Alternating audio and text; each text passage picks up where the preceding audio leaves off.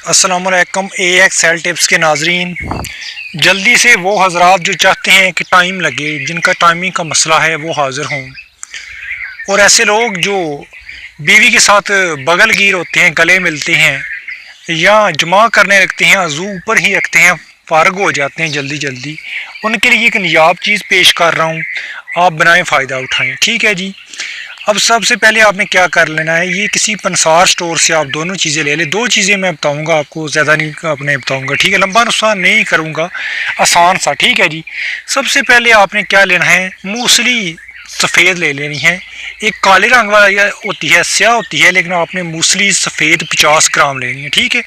इसके बाद भाइयों दूसरी जो चीज़ लेनी है वो सिंघाड़ा लेना है। सिंघाड़ा भी आपने 50 ग्राम लेना है। अब आपने क्या करना है, इसको मीठा करने के लिए 50 ग्राम कूज़ा मिश्री डाल देनी है। ये तीन चीज़ें आपकी बन जाएंगी। तीनों चीज़ें मिला लें, सुबह शाम यूज़ करें। दुआओं में याद रखना। अल्लाह हाफ़िज़।